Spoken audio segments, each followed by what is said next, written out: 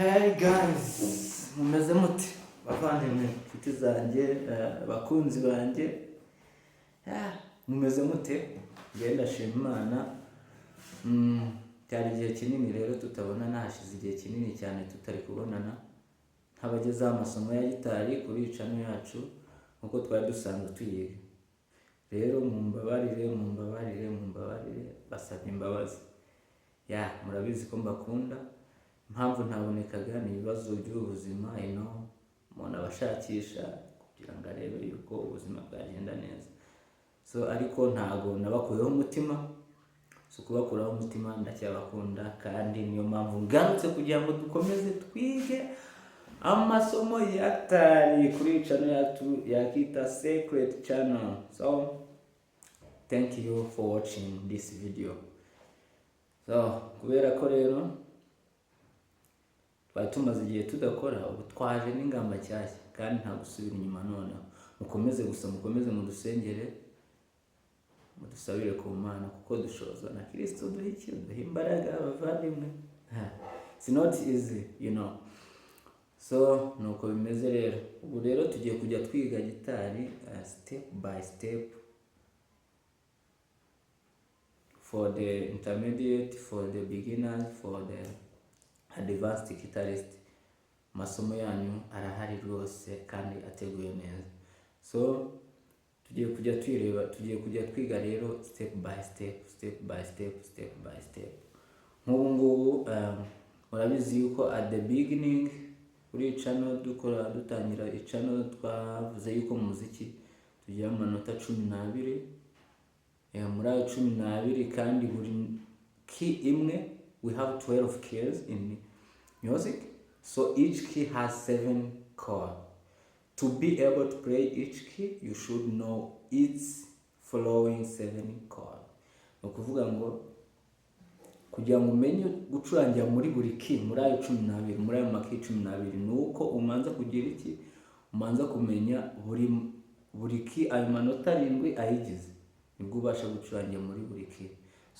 Uyu munsi rero nifuje ko duhera kuri key ya C, ko naje gusanga it is most popular key which beginner guitarist batangiraho gucuranga. Ni ukuvuga key ya C nimba tubivuze ni iyi ngiyi, ni gutya, ni ahangaha. Ni ukuvuga this is C. As we saw here, we have A. This is the second string from up. A sharp, B, then C.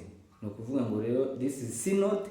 If you take this one, you are taking C chord, C major chord.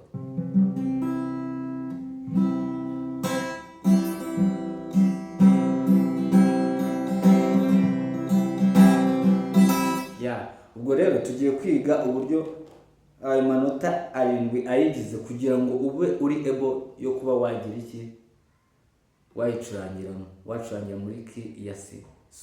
Ayo manota 7 rero ntabwo tugiye guhita tuyareba yose muri iyi video, tugiye kureba 3 muri yo, andi tuzayareba mu zindi video zikurikira. Ndumva ari ibyo ngibyo.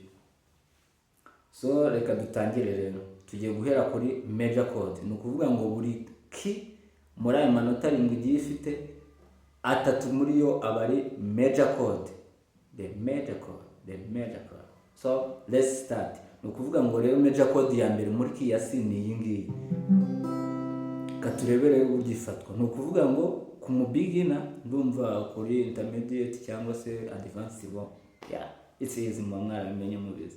Ku muntu urebye bwa mbere iyi video kandi akaba ari na beginner atazi kwifata, ni uko nguko ifatwa. Ni ukuvuga ngo dufata this index. We have 5 fingers. We have thumb, index, middle finger, ring finger, then little finger. Kugira ngo nyine ninjya kuvuga index ngo niye umenye muneze. Ni ukuvuga ngo index ifata ku muri first fret. Twabonye yuko twabonye ibice bya gitari, my friend, at the beginning. Wasubira inyuma ukajya kureba wenda nimbugo bane bwa mbere, ariko fret twabonye ko ari utunguto tugiye tumanuka hano. Index irafata muri fret ya mbere, second string from down, muri fret ya mbere umurya wa kabiri uturutse hasi. Ni ukuvuga ngo noneho this middle finger ifate muri fret ya kangahe, muri fret ya kabiri ku murya wa kane, ku murya wa kane uturutse hasi, then this ring finger ifate ku murya wa gatanu uturutse hasi muri fret ya gatatu. This is how it is taken, my friend.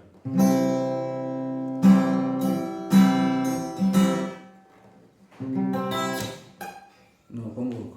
Then inota rya kabiri ni F, tugiye kureba F major chord.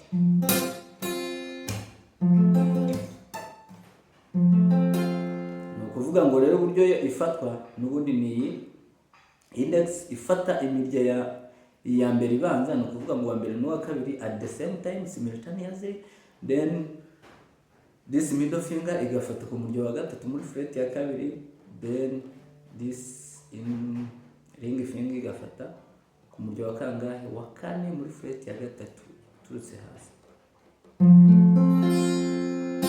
Mwayibonye yuko nuko nguko ifata.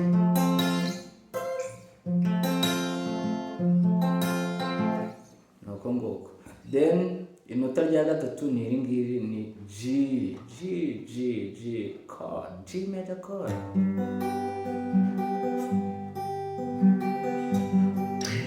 Nukuvuga ngo rero uburyo rifatwa, this is ring finger irafata muri fret ya gatatu ku murya wa mbere uturutse ku murya wa gatandatu guturutse hasi, ukaba umurya wa mbere uturutse hejuru, then middle finger igafata ku muri fret ya kabiri, umurya wa kabiri uturutse hejuru, then this little finger igafata ku murya wa nyuma hasi, umurya wa mbere muri fret ya kangahe, ya gatatu. Ni ukuvuga ngo tungo tudufashe muri fret, then you play your chord, noneho ukubita umurya uhereye kuri uyu wo hejuru yose ukayistrumming, then you strum.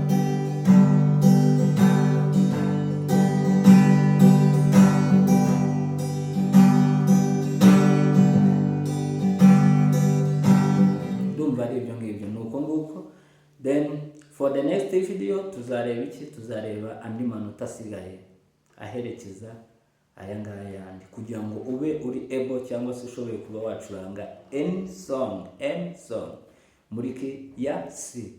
Tuzagenda tuyareba ayo maki yose ko ara 12, buri note buri ki tugende step by step, ku buryo if you continue to follow us, uzamenya gitari neza kandi byihuse bitagoranye rwose. So for the beginners, my friend, gufata string, gufata imirya biragorana cyane. Wumva hano kuri tip, finger tip hakurya cyane, harakurya ama joint akakurya, ariko if you practice you will be perfect. Kandi no one is born with music, so let's try this, my friend. Gusa ikintu ukunda ushyiraho umutima wawe wose, naho byakujya, you keep pushing till we come. So don't forget to subscribe, share, like and comment to our video. Thank you for watching. I love you so much. Bye bye.